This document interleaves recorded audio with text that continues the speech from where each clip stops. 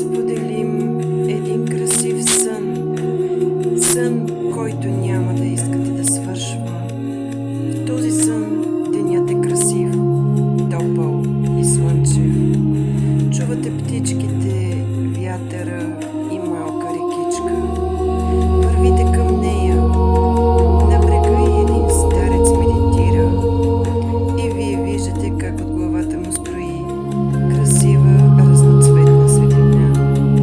Опитвате се да не му пречите, но той усеща присъствието ви и отваря очи.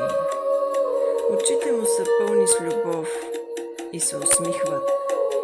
Питате го как успява да излъчва тази прекрасна светлина. Питате го дали може да ви научи да правите същото.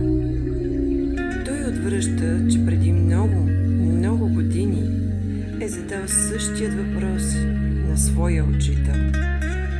Старецът започва да ви разказва своята история. Учителят ми отвори гърдите си, взе сърцето си от него, извади красив пламък. После отвори гърдите ми, отвори сърцето ми и сложи това пламъче в него.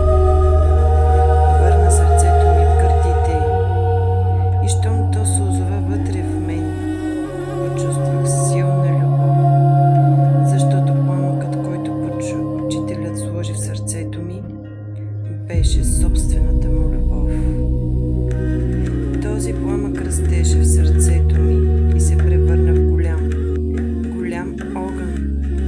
огън, който не изгаря, но причиства всичко, до което се докосне.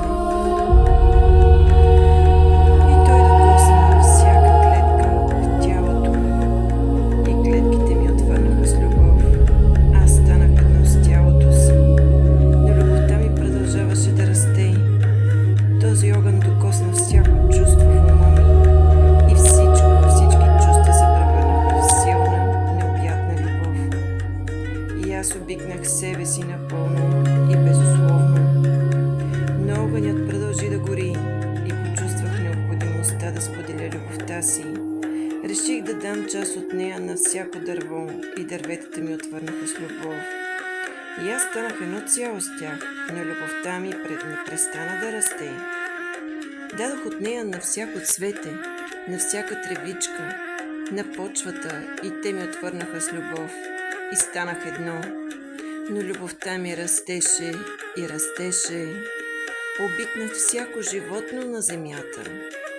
Те ми отвърнаха на любовта ми и ние станахме едно. Но любовта ми не преставаше да расте.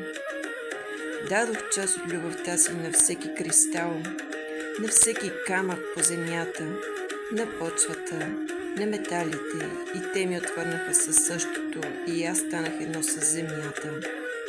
Тогава реших да дам любовта си на водата, на океаните, реките, дъжда и снега.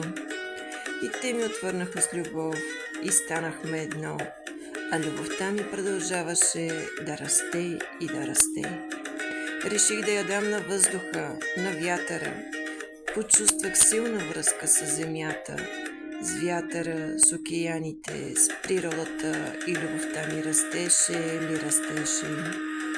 Насочих поглед към небето, към слънцето, към звездите и дадох част от любовта си на всяка звезда, на луната, на слънцето и те ми отвърнаха с любов. И аз станах едно с луната и с слънцето и с звездите и любовта ми продължи да расте и да расте.